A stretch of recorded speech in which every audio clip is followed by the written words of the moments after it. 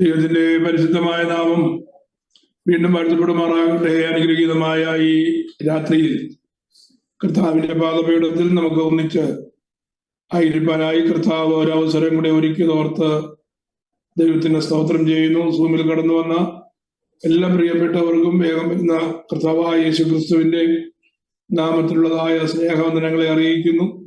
എല്ലാവർക്കും എൻ്റെ ശബ്ദം സ്ഫുടമായി കേൾക്കാമെന്ന് കരുതുന്നു. ദൈവം നമ്മെ സഹായിക്കുമാറാകട്ടെ. Price the Lord. കഴിഞ്ഞ ദിവസം നമ്മള് വീണ്ടെടുപ്പിന്റെ ദൈവിക പദ്ധതി പുറപ്പാട് പുസ്തകത്തിൽ നിന്ന് നമുക്ക് ദൈവത്തിന്റെ പദ്ധതിയുടെ തുടർമാനമായ കാര്യങ്ങൾ പഠിക്കുവാനാണ് ആരംഭിച്ചത്. ഉൽപ്പത്തി പുസ്തകത്തിന്റെ തുടർച്ചയായി പുറപ്പാട് പുസ്തകം മോശ എഴുതുമ്പോൾ ഉൽപ്പത്തി പുസ്തകത്തിനും പുറപ്പാട് പുസ്തകത്തിനും ഇടയ്ക്കുള്ളതായ ഒരു ബ്രാക്കറ്റ് പീരീഡിനെ കുറിച്ച് നമുക്ക് കാണുവാനായിട്ട് കഴിയും. അത് ഏതാണ്ട് 400 വർഷമായിരുന്നു എന്ന് ചരിത്രകാരന്മാർ അല്ലെങ്കിൽ വേദപുസ്തക പഠിതാക്കൾ അഭിപ്രായപ്പെടുന്നുണ്ട്. എന്നാൽ എക്സാക്ട്ലി അത് തീർത്തും 400 സംവത്സരമെന്ന് പറയുവാൻ കഴിയാത്ത വിധത്തിലാണ് ആ കാലക്രമം ആയിരിക്കുന്നത്. എങ്കിലും ഒരു റേഞ്ച് പറഞ്ഞാൽ ഉൽപ്പത്തി പുസ്തകത്തിനും പുറപ്പാട് പുസ്തകത്തിന്റെ ആരംഭത്തിനും ഇടയ്ക്ക് 200 മുതൽ 400 വരെയുള്ളതായ വർഷത്തെ ഗ്യാപ്പ് ഉണ്ട് എന്നുള്ളതാണ് നമുക്ക് മനസ്സിലാക്കുവാനായിട്ട് കഴിയുന്നത്. ഏതായാലും ഉൽപ്പത്തി പുസ്തകത്തിന്റെ ഒടുവിലത്തെ ഭാഗത്തിനും പുറപ്പാട് പുസ്തകത്തിന്റെ ആരംഭത്തിനും ഇടയിലായിട്ട് നൂറ്റാണ്ടുകളുടെ വ്യത്യാസമുണ്ട് എന്നുള്ളത് വളരെ വ്യക്തമാണ്. ആ നൂറ്റാണ്ടുകൾക്ക് ഇടയിലുള്ളതായ ആ സമയത്ത് എന്താണ് സംഭവിച്ചത് എന്ന് വേദപുസ്തകം നമുക്ക് വിശദമായ ഒരു അറിവും തരുന്നില്ല. എന്ന് പറഞ്ഞാൽ മിസ്രൈമിലേക്ക് പോകേണ്ടി വന്നതായ ഇസ്രായേൽ ജനത്തെ സംബന്ധിച്ച് ദൈവവുമായിട്ട് ഡയറക്റ്റ് ബന്ധമില്ലാത്തതായ ഒരു 400 സംവത്സരത്തെ കണക്കാണ് നമുക്ക് കാണുവാനായിട്ട് കഴിയുന്നത്. എന്നാൽ വാസ്തവത്തിൽ മിസ്രൈമിലേക്ക് പോയതായ ഇസ്രായേൽ മക്കളെ ദൈവം കൈവിട്ടത് കൊണ്ടാണോ ആ ഒരു പ്രവൃത്തിയെ അല്ലെങ്കിൽ ആ ദൈവിക ഇടപെടൽ നമുക്ക് വായിപ്പാനായിട്ട് കഴിയാത്തത് അല്ലെങ്കിൽ മനസ്സിലാക്കുവാൻ കഴിയാത്തത് എന്ന് ചോദിച്ചാൽ അതിന്റെ ഉത്തരം ഒരിക്കലും അല്ല എന്നുള്ളതാണ്. വേദപുസ്തകത്തിന്റെ ചരിത്രം നമ്മൾ പരിശോധിച്ചു കഴിഞ്ഞാൽ ദൈവത്തിന്റെ ജനവുമായി ദൈവം ബന്ധപ്പെടാതിരുന്നതായ ചില കാലയളവുകൾ നമുക്ക് കാണുവാനായിട്ട് കഴിയും.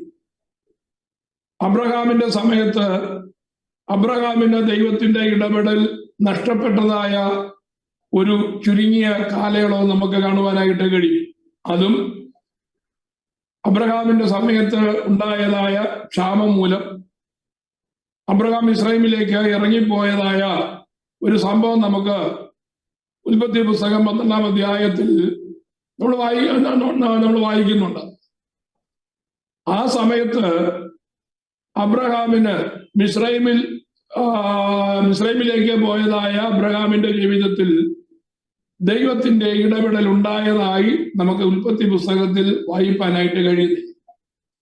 അതൊരു ചെറിയ ബ്രാക്കറ്റ് പീരീഡാണ്. അതിനുശേഷം നമുക്ക് കാണുവാൻ കഴിയുന്നത് ഇസ്രായേൽ ജനത്തോട് ദൈവം ഇടപെടാതിരുന്നതായ കാലയളവെന്ന് പറയുന്നത് ഉൽപ്പത്തി പുസ്തകത്തിന്റെ ഒടുവിലും പുറപ്പാട് പുസ്തകത്തിന്റെ ആരംഭത്തിനും ഇടയിലുള്ളതായ ഏതാണ്ട് 4 നൂറ്റാണ്ട് കാലഘട്ടമാണ്. വീണ്ടും നമുക്ക് മുന്നോട്ട് കടന്നു വരുമ്പോ ന്യായാധിപന്മാരുടെ പുസ്തകത്തിൽ ദൈവത്തിന്റെ ഇടപെടൽ ഇടയ്ക്കിടയ്ക്ക് നഷ്ടപ്പെടുത്തിയതായ ഇസ്രായേലിനെ നമുക്ക് കാണുവാനായിട്ട് കഴിയും. അത് ന്യായാധിപന്മാരുടെ പുസ്തകം ചിന്തിക്കുമ്പോൾ നമുക്ക് ആ ഭാഗം വിശദമായിട്ട് നമുക്ക് ചിന്തിക്കാം. ഏതാണ്ട് 7 അടിമത്വത്തിലേക്ക് ദൈവത്തിന്റെ ജനമായ ഇസ്രായേല് പോകുന്നതായി നമുക്ക് കാണുവാൻ കഴിയും. അങ്ങനെ പ്രവാസത്തിലേക്ക് അല്ലെങ്കിൽ അടിമത്വത്തിലേക്ക് പോയതായ കാലയളവിൽ ദൈവം നേരിട്ട് ഇസ്രായേൽ ജനവുമായിട്ട് ബന്ധപ്പെടുവാൻ കഴിയാത്ത വിധത്തിൽ ദൈവസന്നിധിയിൽ ലംഘനങ്ങൾ കൊണ്ടും പാപങ്ങൾ കൊണ്ടും ദൈവജനം ദൈവത്തിങ്കൽ നിന്ന് അകന്നുപോയത് കൊണ്ടാണ് ആ ബന്ധം വിച്ഛേദിക്കപ്പെട്ടത് എന്ന് നമുക്ക് പഠിക്കുവാനായിട്ട് കഴിയും. ഒരു കാര്യം നമ്മൾ മനസ്സിലാക്കേണ്ടതുണ്ട്. ദൈവവുമായിട്ടുള്ളതായ ബന്ധം നഷ്ടപ്പെടുവാൻ കാരണം ദൈവത്തിന്റെ കൽപ്പനകളെ വിട്ട് ദൈവത്തിന്റെ വഴികളെ ത്യജിച്ച് ദൈവത്തിന്റെ ആലോചനകൾക്ക് കീഴ്പ്പെടാതെ ജീവിതത്തിലെ വേർപാടും വിശുദ്ധിയും നഷ്ടപ്പെടുത്തുമ്പോൾ ദൈവം ജനത്തിൽ നിന്ന് അകന്ന് സ്വസ്ഥമായി ദൂരെ മാറി ഇരിക്കുമെന്നുള്ളതായ കാര്യം നാം മറന്നു പോകരുത്. നമ്മുടെയും ജീവിതത്തിൽ ഈ ലോക ജീവിതത്തോടുള്ളതായ ബന്ധത്തിൽ പലപ്പോഴും ദൈവത്തിന്റെ കൽപ്പനകളെ വിട്ട് ദൈവത്തിന്റെ ആലോചന കേൾക്കാതെ ദൈവത്തിന്റെ വചനത്തിന്റെ അതിർത്തി വിട്ട് വെളിയിലേക്ക് പോകുമ്പോൾ ദൈവം നാമുമായിട്ടുള്ളതായ ആ ബന്ധം എന്ത് ചെയ്യും? വിച്ഛേദിക്കുവാനായിട്ടിടയായിട്ട് തീരും. എന്നാൽ ഇസ്രായേൽ ജനം സമയാസമയങ്ങളിൽ മടങ്ങി ദൈവത്തിന്റെ സന്നിധിയിലേക്ക് വരുമ്പോ ദൈവം കരുണയുള്ളവനായതുകൊണ്ടും ദീർഘക്ഷമയുള്ളവനായതുകൊണ്ടും ദൈവം മനസ്സലുള്ളവനായതുകൊണ്ടും തന്റെ അടുക്കലേക്ക് വരുന്നതായ ഏത് ജനത്തെയും സ്വീകരിപ്പാൻ ദൈവം തയ്യാറായി നിൽക്കുന്നത് കൊണ്ടും ദൈവത്തിനത് ഇഷ്ടമായതുകൊണ്ടും അത് മുൻകാലങ്ങളിലെ പാപത്തെ ക്ഷമിച്ച് ദൈവം തന്റെ ജനത്തെ സ്വീകരിക്കുന്ന അനേക സന്ദർഭങ്ങൾ നമുക്ക് കാണുവാനായിട്ട് കഴിയും. അപ്പൊ ഉൽപ്പത്തി പുസ്തകത്തിനും പുറപ്പാട് പുസ്തകത്തിനും ഇടയ്ക്ക് ഉള്ള 400 സംവത്സരം പോലെ തന്നെ അതേ 400 സംവത്സരം വീണ്ടും ഇസ്രയേലും ദൈവവുമായിട്ട് ബന്ധമില്ലാതിരുന്ന മറ്റൊരു കാലഘട്ടം നമുക്ക് കാണുവാനായിട്ട് കഴിയും. ഞാനത് പറയേണ്ട കാര്യമില്ല, നിങ്ങൾക്ക് എല്ലാവർക്കും അതറിയുന്ന പലപ്പോഴും അത് ചിന്തിച്ചിട്ടുള്ളതായ വിഷയവുമാണ്. അതെപ്പോഴാണ്? പഴയ നിയമത്തിന്റെ ഒടുവിലത്തെ ഭാഗത്തേക്ക് കടന്നു വരുമ്പോ പ്രവാസത്തിൽ നിന്ന് മടങ്ങി വന്നതായ ദൈവത്തിന്റെ ജനം ദേവാലയം പണിയൊക്കെ കഴിഞ്ഞ് മലാഖിയുടെ സമയമായി കഴിഞ്ഞപ്പോ ആ മലാഖിയുടെ സമയം മുതൽ പുതിയ നിയമത്തിൽ ലൂക്കോസിന്റെ സുവിശേഷത്തിൽ നമ്മൾ വായിക്കുന്ന സെക്കരിയ പുരോഹിതന്റെ കാലഘട്ടം വരെയുള്ളതായ ഏതാണ്ട് 400 സംവത്സരക്കാലം ഇരുണ്ട കാലയളവ് അല്ലെങ്കിൽ ഡാർക്കസ്റ്റ് പീരീഡ് അല്ലെങ്കിൽ നമുക്ക് ഇന്റർ ടെസ്റ്റമെന്റൽ പീരീഡ് എന്ന് പറയുന്നതായ 400 സംവത്സരം കാണുവാനായിട്ട് കഴിയും. പഴയ നിയമത്തിനും പുതുക്കിയ നിയമത്തിനും ഇടയിലുള്ളതായ കാലഘട്ടമാണ് ആ 400 സംവത്സരം. ഈ 400 സംവത്സരത്തിൽ ഒരു പ്രവാചകന്മാരുടെ ശബ്ദം ഇസ്രായേൽ മുടങ്ങിയിട്ടില്ല. ദൈവശബ്ദം നേരിട്ട് ദൈവജനത്തിന് കേൾക്കുവാൻ കഴിഞ്ഞിട്ടില്ല. ദൈവത്തിന്റെ ഒരു ഇടപെടലും ഇസ്രായേൽ ജനത്തോട് നേരിട്ട് നടത്തുന്നതായിട്ടോ അല്ലെങ്കിൽ ഭൂമിയിലുള്ളതായ ഏതെങ്കിലും ജനവുമായിട്ട് ദൈവം ബന്ധപ്പെടുന്നതായിട്ടുള്ളതായ രേഖകളൊന്നും നമുക്ക് കാണുവാനായിട്ട് കഴിയത്തില്ല. എന്നതുകൊണ്ട് ദൈവം ഭൂമിയെയും ഭൂതലത്തെയും തന്റെ സൃഷ്ടിയായ മനുഷ്യനെയും തിരിച്ചു കളഞ്ഞു എന്നല്ല അതിന്റെ അർത്ഥം. ആ 400 സംവത്സരം ദൈവം തന്നെ ഭൂമിയുമായിട്ട് അല്ലെങ്കിൽ മനുഷ്യനുമായിട്ട് നേരിട്ട് ബന്ധപ്പെട്ടില്ല എങ്കിലും ആ 400 സംവത്സരത്തെ ദൈവത്തിന്റെ അത്ഭുത പ്രവൃത്തികളുടെ ഒരു വലിയ പരമ്പര നമുക്ക് കാണുവാനായിട്ട് കഴിയും. വരുവാനിരിക്കുന്നതായ മെസ്സിഹായെ സ്വീകരിക്കേണ്ടതിനു വേണ്ടി ലോകത്തെ ദൈവം എങ്ങനെ ഒരുക്കിയെന്ന് ആ 400 സംവത്സരത്തിന്റെ ചരിത്രം നമുക്ക് പഠിക്കുമ്പോൾ കാണുവാനായിട്ട് കഴിയും. ഞാൻ പറഞ്ഞതിന്റെ താല്പര്യം, ദൈവത്തിന്റെ ജനം ദൈവത്തിങ്കൽ നിന്ന് അകന്നു പോയാലും ആ വീണ്ടെടുപ്പിന്റെ പദ്ധതി ഒരു മനുഷ്യനിൽ കൂടെ, ഒരു സമൂഹത്തിൽ കൂടെ, ഒരു ജനത്തിൽ കൂടെ ദൈവത്തിന് നിവർത്തിക്കേണ്ടതുണ്ടെങ്കിൽ ദൈവത്തിന്റെ പദ്ധതി, ആ ദൈവത്തിന്റെ വീണ്ടെടുപ്പിന്റെ പദ്ധതി തുടർമാനമായി നടന്നുകൊണ്ടേയിരിക്കും. വ്യക്തികൾക്ക് അതിൽ നഷ്ടമുണ്ടായാലും, വ്യക്തികൾ ഒരുപക്ഷെ ദൈവസന്നിധിയിൽ നിന്ന് പറഞ്ഞു പോയാലും ദൈവത്തിന്റെ പദ്ധതിക്ക് ഒരിക്കലും ഭംഗം വരികയില്ല. ദൈവത്തിന്റെ പദ്ധതി താൻ വിചാരിക്കുന്നത് പോലെ തന്നെ യാതൊരു വിഘ്നവും കൂടാതെ മുന്നോട്ട് പോകുമെന്നുള്ള കാര്യം നമുക്ക് വേദപുസ്തകത്തിന്റെ വിവിധ ഏടുകളിൽ നിന്ന് മനസ്സിലാക്കുവാനായിട്ട് കഴിയും. അപ്പൊ നമ്മൾ വചനം വായിക്കുമ്പോ ഇതിനകത്തുള്ളതായ ഇങ്ങനെയുള്ളതായ കാര്യങ്ങൾ നമ്മൾ ചിന്തിച്ച് മനസ്സിലാക്കുമ്പോഴാണ് ദൈവത്തിന്റെ പ്രവൃത്തിയുടെ മാഹാത്മ്യം നമുക്ക് മനസ്സിലാക്കുവാനായിട്ട് കഴിയുന്നത്.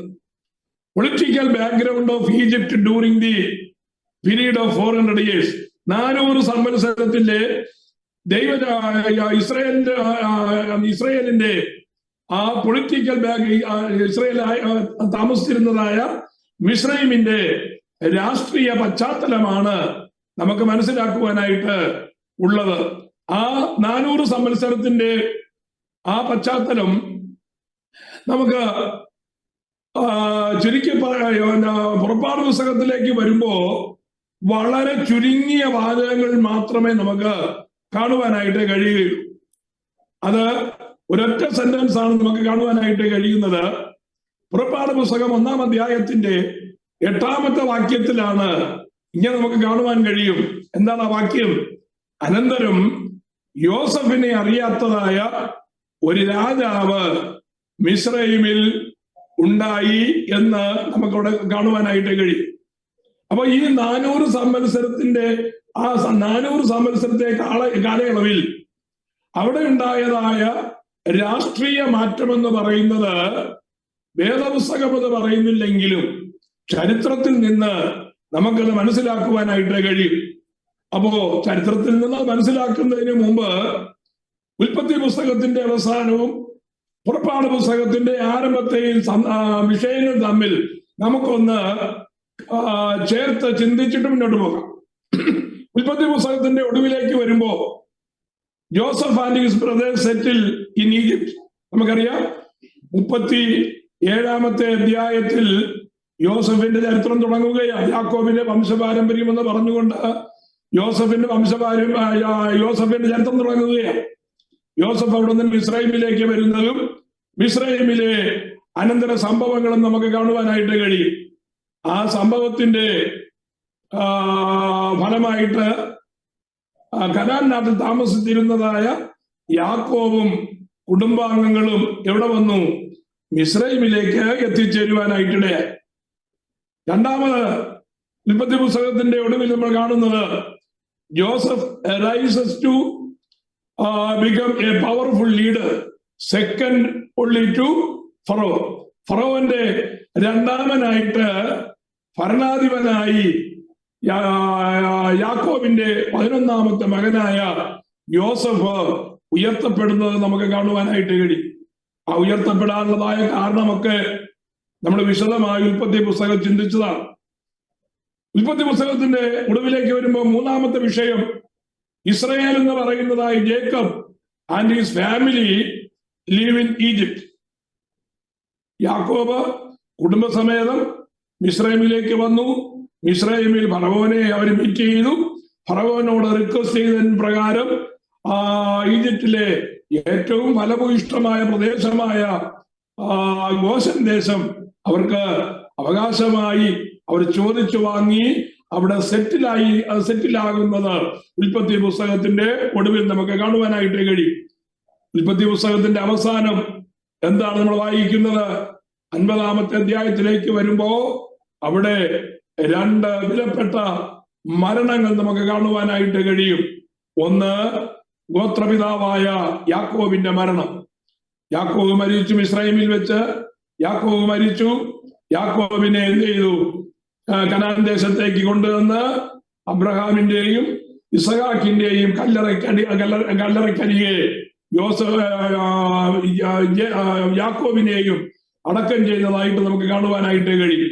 അത് കഴിഞ്ഞ് മടങ്ങി വന്നതായ യോസഫ് 110 വയസ്സ് പ്രായമായപ്പോ യോസഫ് മരിച്ചു. യോസഫ് സഹോദരന്മാരെ കൊണ്ട് ഒരു നിയമം ചെയ്യിപ്പിച്ചു. എന്താണ് ആ നിയമം? യഹോവയായ ദൈവം, പിതാക്കന്മാരുടെ ദൈവമായ കർത്താവ് ഒരിക്കൽ നിങ്ങളെ എന്ത് ചെയ്യും? സന്ദർശിച്ച് ഈ മിസ്രൈമിൽ നിന്ന് വിടുവിച്ച് കനാൻ ദേശത്തേക്ക് കൊണ്ടുപോകുമ്പോൾ നിങ്ങൾ എന്റെ അസ്ഥിയും കൊണ്ട് പോകണം. അസ്ഥി ഇവിടെ ഉപേക്ഷിച്ചിട്ട് പോകരുത്, എന്റെ അസ്ഥിയും നിങ്ങൾ കൊണ്ടുപോകണമെന്ന് ഇസ്രായേൽ തന്റെ സഹോദരന്മാരെ കൊണ്ട് സത്യം ചെയ്യിപ്പിച്ച് യോസഫും മരിച്ചു. യോസഫിന്റെ ശവശരീരം ഒരു പെട്ടിയിൽ വെച്ചു എന്ന് പറയുന്നതോടുകൂടെ ഉൽപ്പത്തി പുസ്തകം അവസാനിക്കുകയാണ്. ഇനി നമുക്ക് പുറപ്പാട് പുസ്തകത്തിന്റെ ആരംഭത്തിലേക്ക് വരുമ്പോ, പുറപ്പാട് പുസ്തകത്തിന്റെ ആരംഭത്തിൽ Israel's have become very numerous in Egypt. ദൈവത്തിന്റെ അദൃശ്യമായ കരം നേരിട്ട് ദൈവവും ഇസ്രായേൽ മക്കളുമായി ബന്ധപ്പെടുന്നില്ല എങ്കിലും ദൈവത്തിന്റെ പദ്ധതി ഇസ്രായേൽ മക്കളിൽ യാതൊരു തടസ്സവും കൂടാതെ മുന്നേറുന്നത് കാണുവാൻ കഴിയും. എന്തിനാണ് ഇസ്രായേലിനെ അല്ലെങ്കിൽ യാക്കോബിന്റെ കുടുംബത്തെ മിസ്രൈമിലേക്ക് കൊണ്ടുവന്നത് എന്നുള്ളതിന്റെ കാരണം നമ്മൾ നേരത്തെ ചിന്തിച്ചതാണ്. അപ്പോ തന്റെ ജനമായ യാക്കോബിന്റെ മക്കളെ അല്ലെങ്കിൽ യാക്കോബിന്റെ കുടുംബത്തെ വർദ്ധിപ്പിച്ച് ഒരു വലിയ രാഷ്ട്രമാക്കി മാറ്റണം, വലിയൊരു രാജ്യമാക്കി മാറ്റണം, അവരെ ഒരു നേഷനാക്കി തീർക്കണമെന്നുള്ളതായിരുന്നു ദൈവത്തിന്റെ പദ്ധതി. എന്നിട്ട് ആ വലിയ രാഷ്ട്രമായി തീരുന്നതായ തന്റെ ജനമായ ഇസ്രായേലിൽ കൂടെ എന്ത് ചെയ്യണം? ദൈവത്തിന്റെ മഹത്വം, ജീവനുള്ള ദൈവത്തിന്റെ മഹത്വം ഭൂമി മുഴുവനും നിറയണം. ഇതായിരുന്നു ദൈവത്തിന്റെ പദ്ധതി. അതിനാണ് ഇസ്രായേലിനെ ദൈവം എന്ത് ചെയ്തത്? പ്രത്യേകം വിളിച്ച് വേർതിരിച്ചത്. അതിനാദ്യം എന്താ ചെയ്യേണ്ടത്? അവർ ചുരുങ്ങി ഒരു കുടുംബം പോലെ ആയിരുന്നാ പോരാ, ഒരു ഗ്രാമം പോലെ ആയിരുന്നാ പോരാ. അവരെന്ത് ചെയ്യണം? ലോകത്തിന്റെ മുമ്പിൽ എണ്ണപ്പെടത്തക്കതായ വിധത്തിൽ ഒരു രാഷ്ട്രമായി വളരണം. ഒരു രാഷ്ട്രമാകണമെങ്കിൽ എണ്ണത്തിൽ വളർന്നാൽ മാത്രം പോരാ, പിന്നെന്തും വേണം? ജ്ഞാനത്തിൽ വളരണം, വിദ്യാഭ്യാസത്തിൽ വളരണം, അവരുടെ സാംസ്കാരികമായി വളരണം, ജീവിതത്തിന്റെ എല്ലാ തുറകളിലും ആ വളർച്ച ഉണ്ടാകണം. അതിനുവേണ്ടിയാണ് അന്ന് ഈ ഭൂമിയിൽ ഏറ്റവും വളർച്ച പ്രാപിച്ച, ഏറ്റവും വിശാലതയുള്ള, ഏറ്റവും സമ്പദ്ഘടനയിൽ മുന്നിട്ട് നിന്ന, ജ്ഞാനത്തിലും എല്ലാ വിധത്തിലും മുന്നിട്ട് നിന്നതായ ആ മിസ്രൈമിലേക്ക് യാക്കോബിന്റെ കുടുംബത്തെ കൊണ്ടുവന്നത്. അപ്പോ അവരുടെ കീഴിൽ ആ മിസ്രൈമിൽ പാർത്തതായ യാക്കോബ് തന്റെ കുടുംബം വിപുലീകരിപ്പാനായിട്ടിടയായിട്ട് തീർന്നു. ഇസ്രായേലിലെ സ്ത്രീകളെ ദൈവം എന്ത് ചെയ്തു? തികച്ചും ആരോഗ്യമുള്ളവരാക്കി മാറ്റിയിട്ട് പ്രൈസ് ദി ലോർഡ് അവരിൽ കൂടെ അസാധാരണമായ ഒരു വംശവർദ്ധനവ് ദൈവം നൽകുവാനായിട്ടിടയായിട്ട് തീർന്നു. ഒരു വലിയ വംശവർദ്ധനവ്, ജനസംഖ്യ വർദ്ധനവ് അവർക്ക് നൽകുവാനായിട്ടിടയായി. അങ്ങനെ ജനസംഖ്യ വർദ്ധിക്കുമ്പോ a new Pharaoh who did not know Joseph rises to power. 1-ാം അധ്യായത്തിന്റെ 8-ാമത്തെ വാക്യത്തിൽ നമുക്കത് കാണുവാനായിട്ട് കഴിയും. പുറപ്പാട് പുസ്തകത്തിന്റെ ആരംഭത്തിൽ കാണുന്നതായ ഒരു കാര്യമാണ്. അതെന്താണ്? യോസഫിനെ അറിയാത്തതായ ഒരു രാജാവ് അവിടെ അധികാരമേൽക്കുവാനായിട്ടിടയായി. യോസഫിനെ അറിയാത്തത് കൊണ്ട് ഇസ്രായേലിന്റെ മഹത്വത്തെ കുറിച്ച് അറിയത്തില്ല. ഇസ്രായേലിന്റെ ദൈവം അവരുടെ ജീവിതത്തിൽ എന്തൊക്കെയാ ചെയ്തതെന്ന് അറിയത്തില്ല. യോസഫ് മൂലം മിസ്രൈമിന് വന്നതായ ആ സമ്പൽ സമൃദ്ധി എന്താണെന്ന് അദ്ദേഹത്തിന് അറിയത്തില്ല. അങ്ങനെ യോസഫ് മുഖാന്തരം മിസ്രൈമിന് ലഭിച്ചതായ നന്മയെയോ ഇസ്രായേൽ ജനത്തിന്റെ ദൈവത്തെയോ അറിയാത്തതായ ഒരു രാജാവ് മിസ്രൈമിൽ ഭരണമേൽക്കുന്നതായ സന്ദർഭമാണ് പുറപ്പാട് പുസ്തകത്തിന്റെ ആദ്യം നമ്മൾ കാണുന്നത്. അതുകൊണ്ട് എന്താ സംഭവിച്ചത്? നമ്മൾ പുറപ്പാട് പുസ്തകത്തിന്റെ ആദ്യം വായിക്കുന്നു. ഇസ്രായേൽ ജനം വർദ്ധിച്ച് പെരുകുന്നത് കണ്ട് ഫറവോനും അവന്റെ ആൾക്കാരും എന്ത് ചെയ്തു? ഭയപ്പെട്ടു പോയി. കാരണം മിസ്രൈമ്യർക്ക് ഇല്ലാത്തതായ ഒരു വംശവർദ്ധനവ്, മിസ്രൈമ്യർക്ക് ലഭിക്കാത്തതായ ഒരു സാമർഥ്യം, മിസ്രൈമ്യർക്ക് ലഭിക്കാത്തതായ ഒരു കഴിവ്, മിസ്രൈമ്യർക്ക് ലഭിക്കാത്തതായ ആരോഗ്യം ഇസ്രായേൽ മക്കൾക്ക് ലഭിച്ചു കഴിഞ്ഞപ്പോ സ്വതവേ രാജാവിനും രാജാവിന്റെ ആൾക്കാർക്കും ഭയങ്കരമായ ഭയം ജനിക്കുവാനായിട്ടിടയായി. എന്താണ് ഭയം ജനിപ്പാൻ ഇടയായത്? മിസ്രൈമിന്റെ വളർച്ച കണ്ട് സമീപത്തുള്ളതായ രാജ്യങ്ങൾ മിസ്രൈമിനെ ആക്രമിക്കുവാൻ വന്നേക്കും. പണ്ടുകാലത്ത് ഇതൊരു പതിവുള്ള കാര്യമാണ്. ഏതെങ്കിലും ഒരു രാജ്യത്തിന് സമ്പൽ സമൃദ്ധി ഉണ്ടായാൽ, ഒരു നന്മയുണ്ടായാൽ, ആ നന്മ കൈവശമാക്കുവാനായിട്ട് കിണഞ്ഞു പരിശ്രമിക്കുന്നതായ അയൽ രാജ്യങ്ങൾ ഏതാണോ സൈന്യബലം കൂടുതലുള്ളതായ രാജാവ് സൈന്യബലം കുറഞ്ഞതായ രാജാവിനെ ആക്രമിക്കും. അവിടെ പ്രത്യേകിച്ച് ഇന്നത്തെ പോലെയുള്ളതായ ലോക നിയമങ്ങളൊന്നുമില്ല. കയ്യൊപ്പുള്ളവൻ കാര്യക്കാരൻ, ഫൈറ്റ് ഈസ് റൈറ്റ് എന്നുള്ളതായ ആ ഒരു പ്രിൻസിപ്പിൾ ഉള്ളത് കൊണ്ട് ഏത് രാജ്യത്തിനും ഏത് സമയത്തും യുദ്ധം ചെയ്യാം, യുദ്ധം പ്രതീക്ഷിക്കാം. അതുകൊണ്ട് തന്നെ മിസ്രൈമി രാജാവും ഫറവോനും ഒരു യുദ്ധം ഏതു സമയത്തും ഉണ്ടാകാൻ സാധ്യതയുണ്ട് എന്നുള്ളതായ ഭയത്തിന്റെ നിഴലിലായിരിക്കുമ്പോ ചിന്തിച്ചത് ഇപ്രകാരമാണ്. ഇവിടെ ഈ ജനമുണ്ടല്ലോ, ഇസ്രായേൽ ജനം, അവര് വന്ന് ഞങ്ങളുടെ ആശ്രിതരായിട്ട് പാർക്കുകയാണ്. എന്നാൽ ഒരു യുദ്ധം ഉണ്ടായിക്കഴിഞ്ഞാൽ നിശ്ചയമായും മിസ്രൈമിന്റെ ശത്രു പക്ഷത്തേക്ക് അവർ ചേരുവാനും ആ രാജ്യത്തിനകത്തു നിന്ന് തന്നെ ഒരു യുദ്ധം പുറപ്പെടുവാനുള്ളതായ സാധ്യതകളുണ്ട്. അത് ശത്രു രാജ്യങ്ങൾക്ക് സഹായകമായി തീരും. മിസ്രൈമിന്റെ നില കഷ്ടത്തിലാകും എന്ന് ഭയപ്പെട്ടതായ ഫറവോൻ എന്ത് ചെയ്തു? ബുദ്ധിയോടെ അവന്റെ ബുദ്ധിയിൽ ഉരുത്തിരിഞ്ഞതായ ആ മാനുഷിക ബുദ്ധിയിൽ കാര്യങ്ങൾ ഡീൽ ചെയ്യുവാനായിട്ട് ആരംഭിച്ചു. അങ്ങനെ കാര്യങ്ങൾ ഡീൽ ചെയ്യുവാനായിട്ട് അവൻ ചിന്തിച്ചപ്പോ അവന് ബുദ്ധിയിൽ ഉദിച്ചൊരു കാര്യം, ജനത്തെ എന്ത് ചെയ്യരുത്? ഇങ്ങനെ വിശാലമാകുവാൻ അനുവദിക്കരുത്, ജനം ഇങ്ങനെ വളരുവാൻ അനുവദിക്കരുത്. അതിന് ആ വളർച്ചയെ മുരടിപ്പിക്കണം. ഇതാണ് ഫറവോന്റെ ലക്ഷ്യം. ഒരു കാര്യം ഞാൻ പറയാം, ദൈവജനത്തിന്റെ വ്യക്തിപരമായ ജീവിതത്തിലും ദൈവജനത്തിന്റെ കുടുംബ ജീവിതത്തിലും സഭാമണ്ഡലത്തിലും ശത്രുവായ പിശാച് സമയാസമയങ്ങളിൽ തന്ത്രപൂർവം കാര്യങ്ങളെ കൊണ്ടുവരുന്നതായി വിഷയം നമുക്കിവിടെ കാണുവാനായിട്ട് കഴിയും. ജനം എന്ത് ചെയ്യരുത്? വർദ്ധിക്കരുത് എന്നുള്ളതാണ് ശത്രുവിന്റെ ലക്ഷ്യം. എങ്ങനെ വർദ്ധിക്കരുത്? സാമ്പത്തികമായി വർദ്ധിക്കരുത്, ബുദ്ധിപരമായി വർദ്ധിക്കരുത്, ആത്മീയമായി വർദ്ധിക്കരുത്, കൃപാപരമായി വർദ്ധിക്കരുത്. Praise the Lord. യാതൊരു വിധത്തിലും വർദ്ധിക്കരുത്. ആ വർധനവ് തടഞ്ഞാൽ ദൈവജനത്തെ എന്നും അടിമകളാക്കി വെക്കാം എന്ന് സാത്താന് നന്നായിട്ടറിയാം. ഇത് മനസ്സിലാക്കുന്നതായ പരിശുദ്ധാത്മാവ് പുതിയ നിയമസഭയോട് പറയുന്നത് ശത്രുവിന്റെ തന്ത്രങ്ങളെ നാം തിരിച്ചറിയണമെന്നുള്ളതാണ്.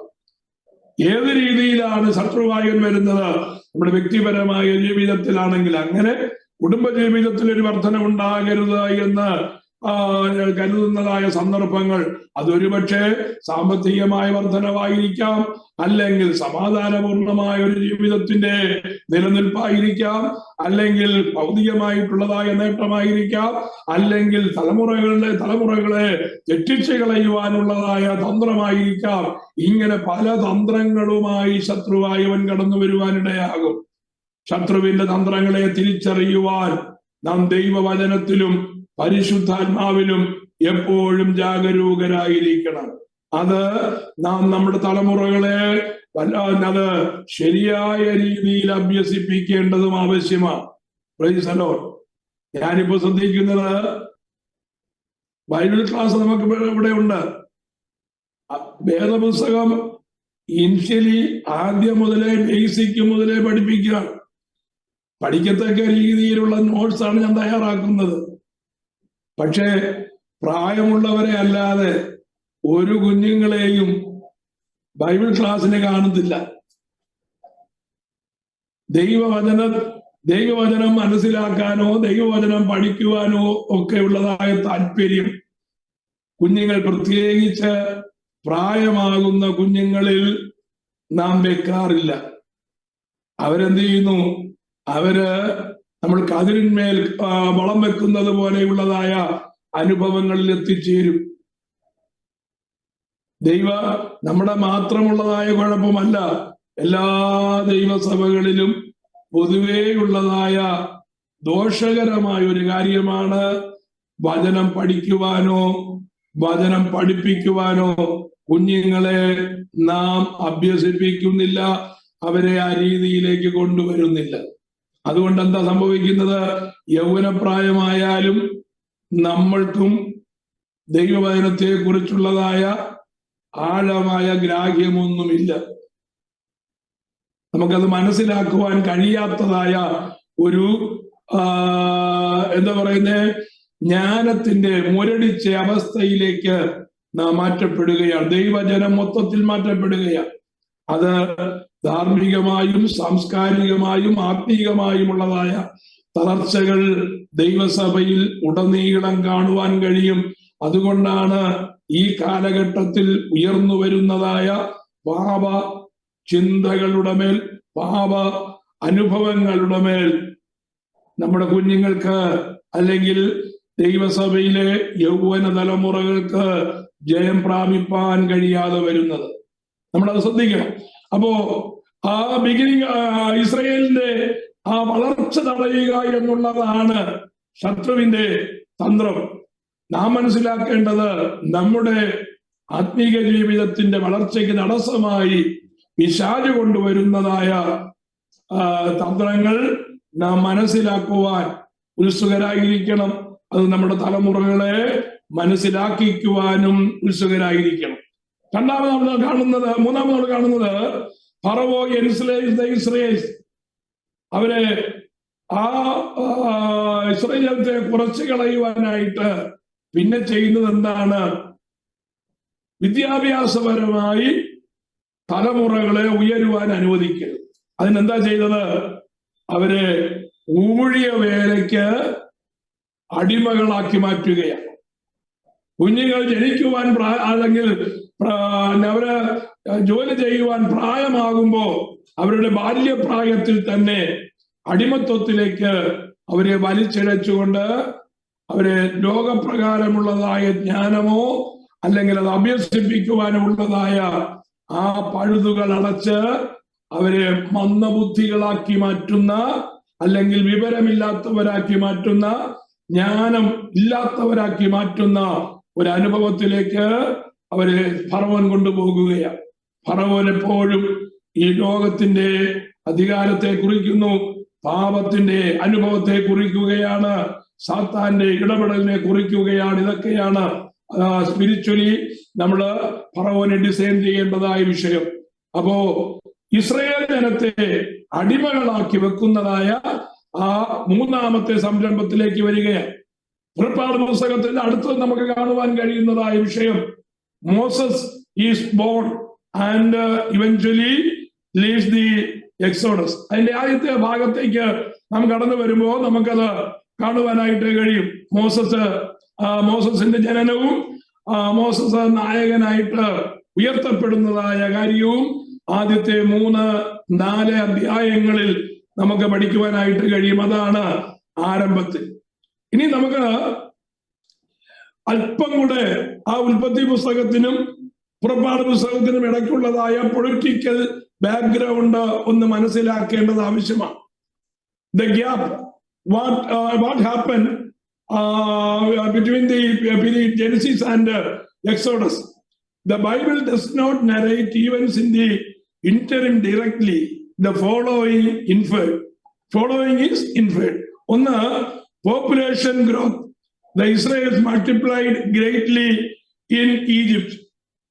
മിസ്രൈമിൽ ഇസ്രായേൽ ജനം വളരെ വലുതായിട്ട് വർദ്ധിച്ചു വരുന്നതായിട്ട് നമുക്ക് കാണുവാനായിട്ട് കഴിയുന്നു. ഇസ്രായേൽ ജനം ക്രമാതീതമായി വർദ്ധിച്ചു വരികയാണ്. Population growth, the Israelites multiplied greatly in Egypt. രണ്ടാമത്, change in leadership. A new Pharaoh hostile to the Israelites came to power.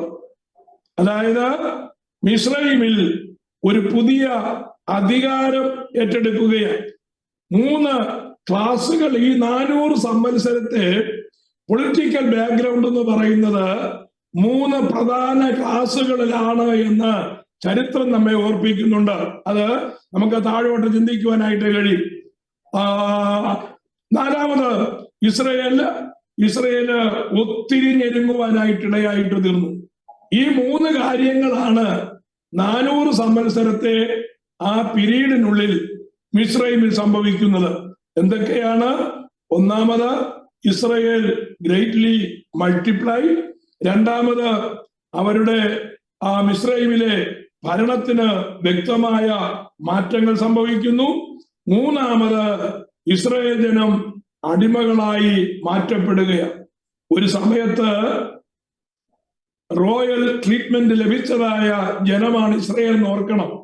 യോസഫിന്റെ സമയത്ത് ഇസ്രയേൽ എന്ന് പറഞ്ഞാൽ വളരെ മാന്യരാണ്, രാജകീയ കുടുംബത്തോട് ചേർന്ന് നിൽക്കുന്നതാണ്, രാജാവിന് തുല്യമായിരിക്കുന്നതായ പദവി യോസഫിന് അനുവദിച്ച് കിട്ടിയതാണ്. അതുകൊണ്ട് തന്നെ ഒരു റോയൽ ട്രീറ്റ്മെന്റ് ഇസ്രയേൽ ജനത്തിന് ഉണ്ടായതാണ്. ആ റോയൽ ട്രീറ്റ്മെന്റ് ആണ് സ്ലേവറിയിലേക്ക് പോകുവാൻ, 400 സംവത്സരം കൊണ്ട് സ്ലേവറിയിലേക്ക് പോകുവാൻ അല്ലെങ്കിൽ അടിമത്വത്തിലേക്ക് പോകുവാനായിട്ടിടയായിട്ട് തീർന്നത്. അപ്പോ historical and extra biblical context, scholarly view, അതായത് പണ്ഡിതന്മാരുടെ അഭിപ്രായം അനുസരിച്ച് ഉള്ളതായ വീക്ഷണം നമുക്ക് തുടർന്ന് ചിന്തിക്കുവാനായിട്ട് കഴിയും. യോസഫിന്റെ കാലം മുതൽ മിസ്രൈമിന്റെ പുറപ്പാടിന്റെ കാലഘട്ടം വരെയുള്ളതായ ആ പീരീഡ് ഞാൻ നേരത്തെ പറഞ്ഞല്ലോ, 200 മുതൽ 400 സംവത്സരം വരെ ആണെന്നാണ് വിവിധ പണ്ഡിത അഭിപ്രായം. ചിലര് 200-നടുത്ത വർഷങ്ങളെന്ന് പറയുമ്പോ മറ്റു ചിലര് 400 സംവത്സരങ്ങൾ എന്ന് പറയുന്നത്. ഏതായാലും 200-നും 400-നും ഇടയ്ക്കുള്ളതായ സംവത്സരമാണ് ഇസ്രയേൽ ജനം മിസ്രൈമിൽ ആയിരുന്നത് എന്ന് നമുക്ക് പഠിക്കുവാനായിട്ട് കഴിയും. ഇനിയും ഈ 400 സംവത്സരത്തിനിടയ്ക്ക് അവിടെ ഉണ്ടായതായ ഭരണമാറ്റങ്ങളും കൂടെ ജസ്റ്റ് ഒന്ന് മനസ്സിലാക്കിയിട്ട് നമുക്ക് പുറപ്പാട് പുസ്തകത്തിന്റെ ആരംഭ സ്റ്റഡിയിലേക്ക് വരാം. ഇതും കൂടെ ഒന്ന് മനസ്സിലാക്കണം. വേദപുസ്തകം Bible does not name Pharaohs of Joseph or Moses. യോസഫിന് ശേഷം മോസസ് വരെയുള്ളതായ ഫറവോന്മാർ ആരൊക്കെയാണെന്നുള്ള കാര്യം വേദപുസ്തകം നമുക്ക് ഒരു അറിവും തരുന്നില്ല. അപ്പൊ വായിക്കുമ്പോൾ നമുക്ക് തോന്നും യോസഫിന്റെ സമയത്തെ ഫറവോൻ തന്നെ ആണോ മോശയുടെ സമയത്തും ജീവിച്ചിരുന്നതെന്ന്. അത് ഒരിക്കലും സാധ്യമല്ലാത്ത കാര്യമല്ലേ. കാരണം 400 സംവത്സരമാണല്ലോ അതിന്റെ ഗ്യാപ്പ്. അപ്പോ രണ്ടും, യോസഫിന്റെ സമയത്തെ ഭരണാധികാരിയും ഫറവോനാണ്, മോശയുടെ കാലത്ത് ഭരണാധികാരിയും ഫറവോനാണ് എന്ന് പറയുമ്പോ അത് അവരുടെ പേരല്ല, മിസ്രൈമിലെ രാജാവിന്റെ രാജകീയ പദവിയാണ് ഫറവോൻ എന്ന് പറയുന്നത്. അപ്പോ യോസഫ് rice might be placed in the middle kingdom or second intermediate period. മിസ്രൈമിന്റെ ചരിത്രം പഠിക്കുമ്പോ വിവിധ രാജകീയ വംശങ്ങൾ നമുക്ക് മനസ്സിലാക്കുവാനായിട്ട് കഴിയും. മിസ്രൈമി സാമ്രാജ്യത്തോടുള്ളതായ ബന്ധത്തിൽ വിവിധ രാജകീയ കുടുംബങ്ങളെ കാണുവാനായിട്ട് കഴിയും. അതിൽ യോസഫിന്റെ ചരിത്രം പറയുന്നത്, യോസഫിന്റെ സമയത്ത് മിസ്രൈം ഭരിച്ചിരുന്നതായ കുടുംബം എന്ന് പറയുന്നത്, അല്ലെങ്കിൽ ഫറവോന്യ അധികാരം എന്ന് പറയുന്നത് അറിയപ്പെടുന്നത് മിഡിൽ കിങ്ഡം അല്ലെങ്കിൽ സെക്കൻഡ് ഇന്റർമീഡിയറ്റ് പീരീഡ് എന്നുള്ളതാണ്. അടുത്തത് അല്പങ്ങൾ മുന്നോട്ട് കടന്നു വരുമ്പോ ഏതാണ്ട് BC 1800 ക്രിസ്തുവിന് മുമ്പ് 1800, ചരിത്രവും കൂടെ ചേർന്ന് ഞാനീ പറയുന്നത്. അപ്പൊ BC 1800 യോസഫിന്റെ സമയത്ത് യോസഫിന്റെ കാലഘട്ടം എന്ന് പറയുന്നത്. അത് കഴിഞ്ഞിട്ട് ഏതാണ്ട് 200 വർഷം കഴിയുമ്പോ 1600 മുതൽ 1200 വരെയുള്ളതായ കാലഘട്ടങ്ങളിലെ പറയുന്നത് ന്യൂ കിങ്ഡം എന്നാണ്. ഫ്രം ദ ന്യൂ ഫറവോ of the exodus is often link A ruler from the new kingdom. ഒരു പുതിയ രാജവംശം. അപ്പോ ഇന്റർമീഡിയറ്റ് പീരീഡിൽ ഭരിച്ചിരുന്നതായ ആ രാജകീയ കുടുംബത്തിൽ നിന്ന് വ്യത്യസ്തമായ ഒരു രാജകീയ കുടുംബം 1600 ശേഷം മിസ്രൈമിൽ ഏറ്റെടുക്കുവാനായിട്ടിടയായി.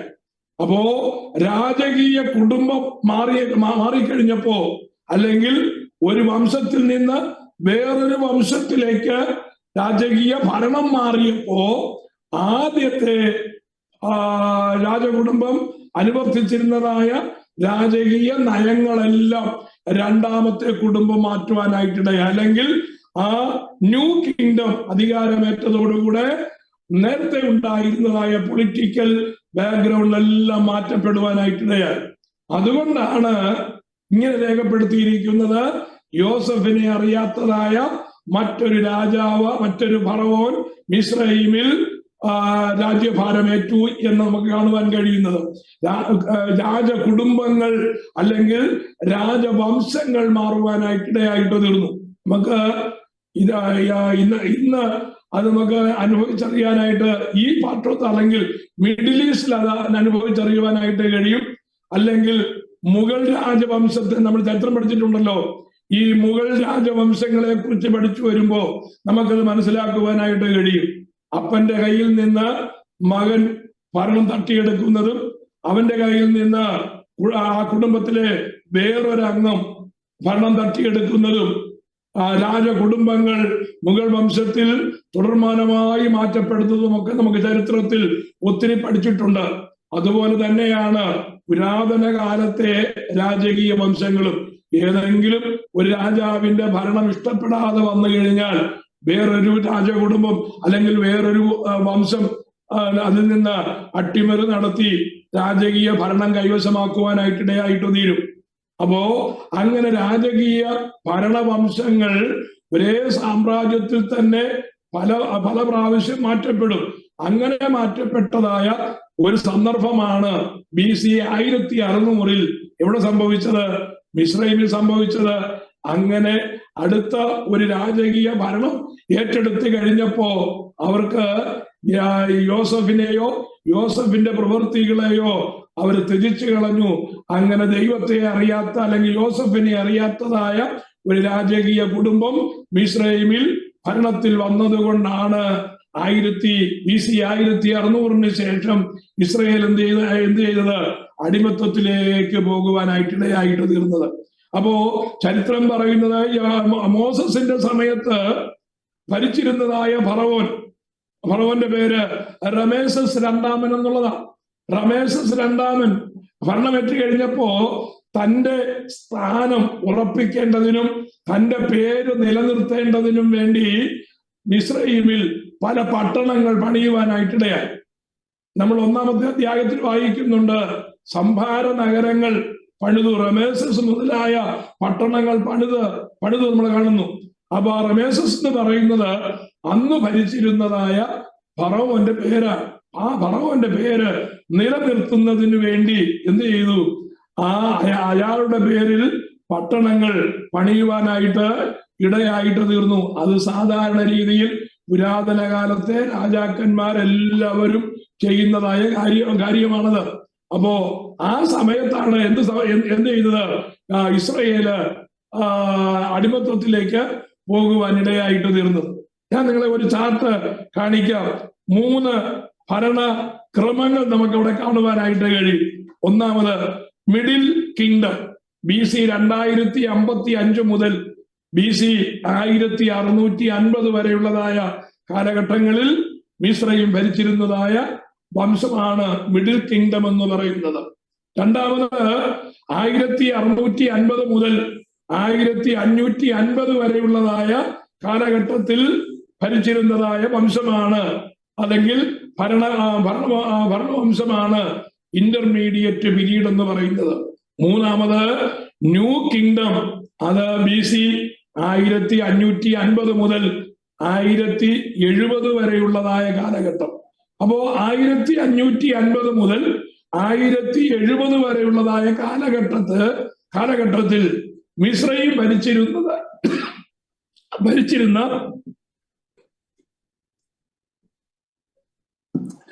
രാജവംശമാണ് ന്യൂ കിങ്ഡം എന്ന് പറയുന്നത്. ആ ന്യൂ കിങ്ഡത്തിൽ പേരെടുത്ത് പറയത്തക്കതായ 4 ഭരണാധികാരികളുണ്ട്. ഒന്ന് അഹമോസ് ഒന്നാമൻ, 2 ടിറ്റുമോസ് മൂന്നാമത് അമൻഹോട്ടപ്പ് സെക്കൻഡ്, 4-മൻ റമേസസ് സെക്കൻഡ്. ഈ റമേസസ് സെക്കൻഡിന്റെ സമയത്താണ് മോശ ഇസ്രയേലിലേക്ക് കടന്നു വരുന്നതും അവിടെ യഹോവയായ ദൈവത്തിന്റെ അത്ഭുതങ്ങൾ കാണിപ്പാനിടയായിട്ട് തീർന്നതും അവിടെ നിന്ന് ജനം വിടുവിക്കപ്പെടുന്നതും ആ കാലഘട്ടത്തിലാണ്. ഇതാണ് അവിടുത്തെ രാഷ്ട്ര പൊളിറ്റിക്കൽ പശ്ചാത്തലം. അത് ജസ്റ്റ് നിങ്ങളുടെ അറിവിലേക്ക് പുറപ്പാട് പുസ്തകം പഠിക്കുന്നതിന് മുമ്പ് അതിന്റെ ഹിസ്റ്റോറിക്കൽ ബാക്ക്ഗ്രൗണ്ട് നിങ്ങളുടെ അറിവിലേക്ക് ഞാനൊന്ന് പറഞ്ഞു എന്ന് മാത്രമേ ഉള്ളൂ. Price the Lord. അടുത്തത് നമുക്ക് ഇൻട്രൊഡക്ഷന്റെ കൺക്ലൂഷനിലേക്ക് വരാം. The Bible skips many historical details from Genesis and exodus. വേദപുസ്തകം ചരിത്രപരമായിട്ടുള്ളതായ വളരെ ഡീറ്റെയിൽസ് ഒന്നും നമുക്ക് തരുന്നത്. കാരണം നമ്മളത് വീണ്ടെടുപ്പിന്റെ പദ്ധതിയായിട്ട് പഠിക്കേണ്ട കാര്യമില്ലാത്തത് കൊണ്ടാണ്. It simply notes a change in Pharaohs from a favourable regime to a hostile one. Just mention ചെയ്യുന്നത് റോയൽ ട്രീറ്റ്മെന്റ് ലഭിച്ചതായ ആ ഭരണാധികാരിയിൽ നിന്ന് അടിമത്വത്തിലേക്ക് മാറ്റപ്പെട്ടതായ ഒരു മാറ്റം മാത്രമേ പുറപ്പാട് പുസ്തകത്തിൽ നമുക്ക് മനസ്സിലാക്കുവാനായിട്ട് കഴിയുന്നുള്ളൂ. അതുപോലെ no specific Egyptian rulers are named in the Bible for this interval. ഈ 400 സംവത്സരത്തെ കാലയളവിൽ ഭരിച്ചിരുന്നതായ രാജാക്കന്മാരെ പറ്റി പ്രത്യേകിച്ച് ഒരു ഡീറ്റെയിൽസും നമുക്ക് വേദപുസ്തകം തരുന്നില്ല. 4-മത് historical Egypt had many rulers during this time, but the direct connection to biblical events remains uncertain and debated. ഈ 400 വർഷത്തെ കാലയളവിൽ മിസ്രൈമിൽ അനേക ഫറവോമാർ ഭരിച്ചിട്ടുണ്ട്. പക്ഷേ അവരാരും തന്നെ ബൈബിൾ സംബന്ധമായ സംഭവങ്ങളുമായിട്ട് ബന്ധപ്പെട്ടതായി നമുക്ക് ഒരറിവും ലഭിക്കുന്നില്ല. 2 ഫറവോന്മാരെ അല്ലാതെ, ഒന്ന് യോസഫിന്റെ കാലത്ത് ഭരിച്ചിരുന്നതായ ഫറവോനും 2 മോശയുടെ കാലത്ത് ഭരിച്ചിരുന്നതായ ഫറവോന്റെ വിവരങ്ങൾ മാത്രമേ നമുക്ക് വേദപുസ്തകം തരുന്നുള്ളൂ. Extra biblical sources and archaeology provide a background but no clear matches. Archaeological evidence ഉണ്ട് എങ്കിലും പരസ്പരം അത് ബന്ധിപ്പിക്കുവാൻ കഴിയാത്ത രീതിയിലുള്ളതായ വിവരണങ്ങളാണ് നമുക്ക് തരുന്നത്.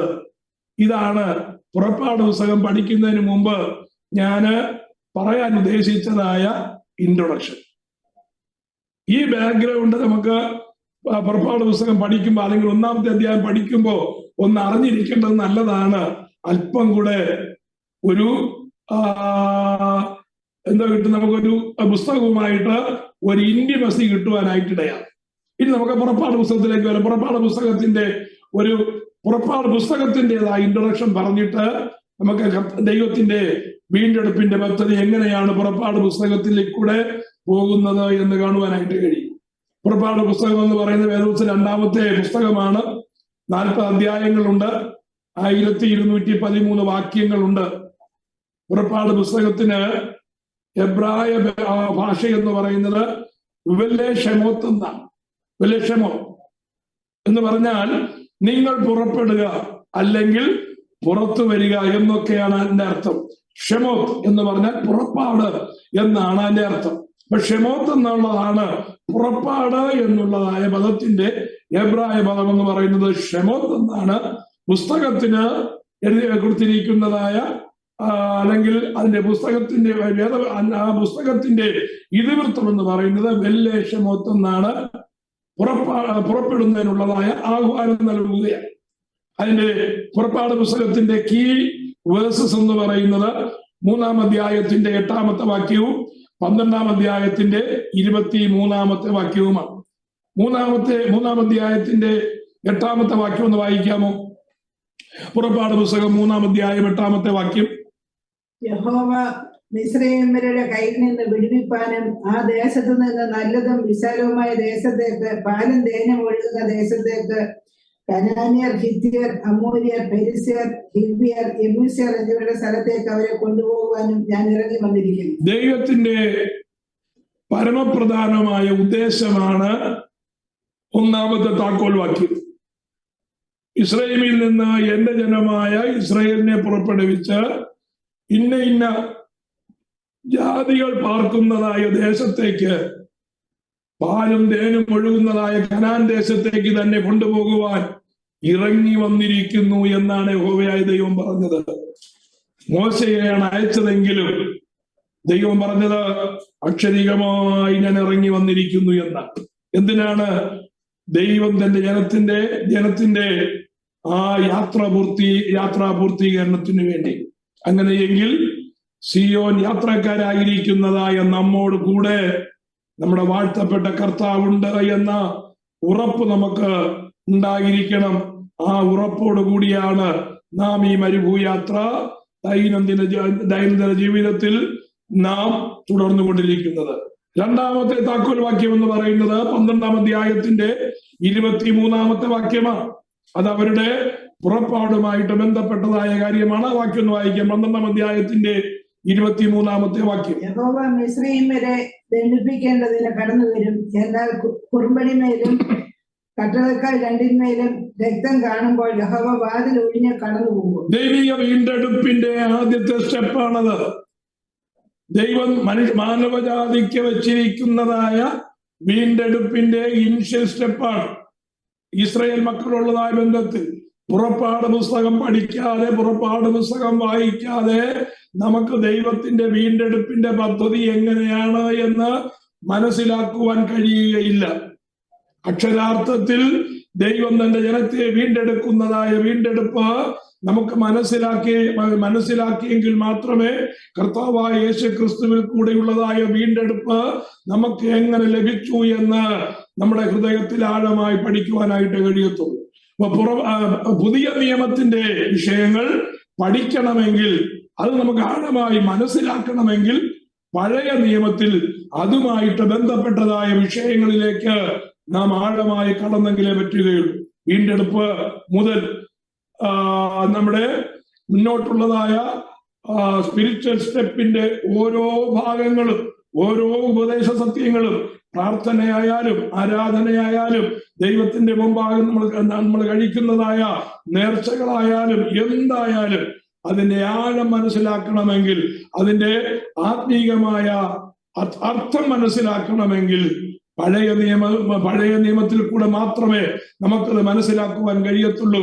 പഴയ നിയമം മാറ്റിവെച്ചിട്ട് പുതിയ നിയമം പഠിക്കുവാൻ നമുക്ക് കഴിയുകയേയില്ല.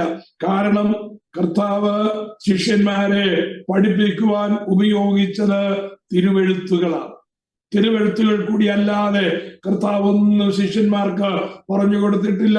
തിരുവെഴുത്തുകളെ അടിസ്ഥാനമാക്കിയാണ് പുതിയ നിയമത്തിന്റെ ഉപദേശ ഭാഗമായ എല്ലാ ലേഖനങ്ങളും എഴുതപ്പെട്ടിരിക്കുന്നത്. അപ്പോ അതിന്റെ ഒക്കെ അടിസ്ഥാനം സുവിശേഷമായാലും ലേഖനങ്ങളായാലും അതിന്റെ എല്ലാ അടിസ്ഥാനങ്ങളും, അപ്പോസ്തോലിക ഉപദേശങ്ങളുടെ എല്ലാ അടിസ്ഥാനങ്ങളും പഴയ ന്യായപ്രമാണത്തിൽ അധിഷ്ഠിതമായിരിക്കുന്നത് കൊണ്ട് ന്യായപ്രമാണം ഒഴിച്ചു നിർത്തി നമുക്ക് പുതിയ നിയമം പഠിക്കുവാനായിട്ട് കഴിയത്തില്ല. അപ്പോ വീണ്ടെടുപ്പിനുള്ളതായ ബന്ധത്തിൽ 12-ാം അധ്യായം 23-ാമത്തെ വാക്യത്തിൽ നമ്മൾ വായിച്ചത് എന്താണ്? സംഹാരദൂതൻ മിസ്രയീമിലേക്ക് കടന്നു വരും. ആ മീനമാസം 14-ാം തീയതി അർദ്ധരാത്രി കഴിയുന്ന സമയം സംഹാരദൂതൻ ഇസ്രായേലിലുള്ള എല്ലാ ഭവനത്തിലേക്കും കടന്നു ചെല്ലും. എന്നാൽ ഏത് ഭവനത്തിന്റെ കട്ടളക്കാൽമേലും കുറുമ്പടിമേലുമാണ് അറുക്കപ്പെട്ടതായ കുഞ്ഞാടിന്റെ രക്തം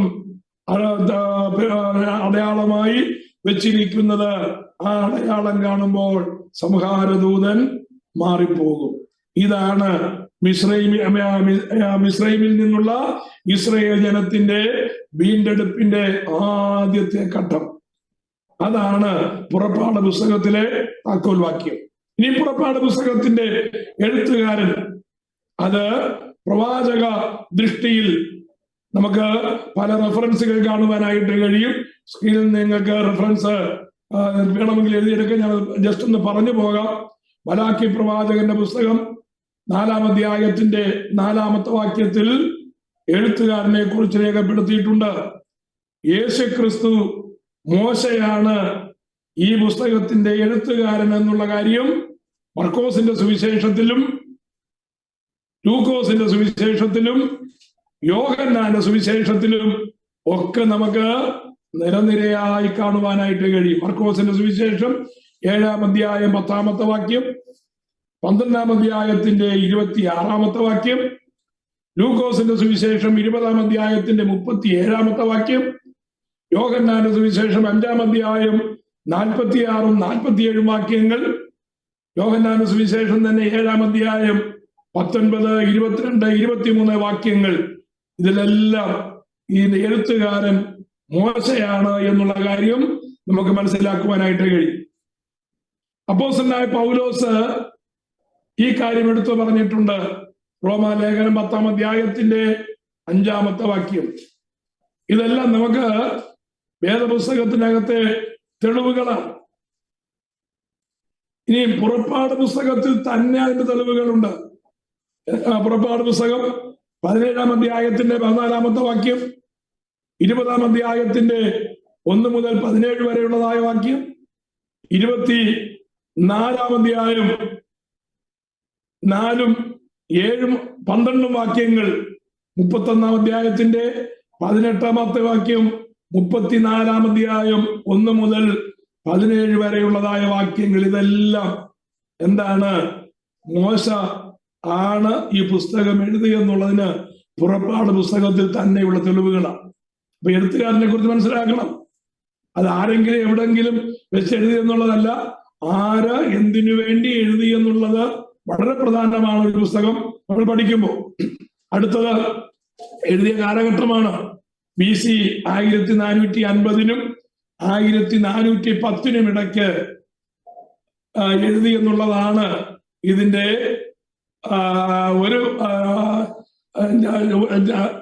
ഒരഭിപ്രായം.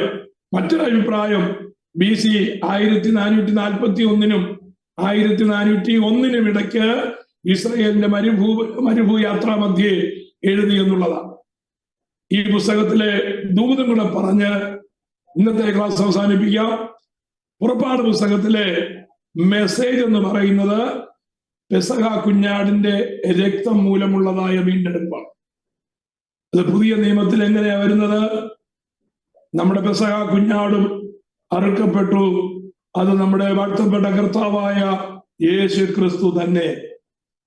മിസ്രൈമിലായിരുന്നതായ ജനം പെസഹ കുഞ്ഞാടിനെ അറുത്ത് അതിന്റെ രക്തം കൊണ്ട് വീണ്ടെടുപ്പ് ആചരിച്ച് മിസ്രൈമിൽ നിന്ന് പുറപ്പെട്ടതുപോലെ നാമും നമുക്ക് വേണ്ടി അറുക്കപ്പെട്ട പെസഹ കുഞ്ഞാടായ കർത്താവായ യേശു ക്രിസ്തുവിന്റെ യാഗമരണത്താൽ ആ രക്തത്താലുള്ളതായ വീണ്ടെടുപ്പ് ഏറ്റെടുത്ത് നാം സ്വർഗീയ കനാനിലേക്കുള്ളതായ യാത്രയിലാണ്. ഈ മരുഭൂയാത്ര, ഈ ലോകയാത്ര വിജയകരമായി തീരുവാൻ കർത്താവായ ദൈവം നമ്മെ സഹായിക്കട്ടെ എന്ന് പറഞ്ഞ് ഞാൻ ഇന്നത്തെ ക്ലാസ് അവസാനിപ്പിക്കുന്നു. നമുക്ക് തുടർന്നുള്ളതായ വിഷയങ്ങൾ, തുടർന്നുള്ളതായ ക്ലാസ്സുകളിൽ പുറപ്പാട് പുസ്തകത്തിൽ ദൈവിക വീണ്ടെടുപ്പിന്റെ പദ്ധതി എങ്ങനെയാണ് എന്നുള്ളത് നമുക്ക് പഠിക്കുവാൻ ദൈവം സഹായിക്കുമാറാകട്ടെ. കണ്ണുകളെ അടയ്ക്കാം, നമുക്ക് പ്രാർത്ഥിക്കാം.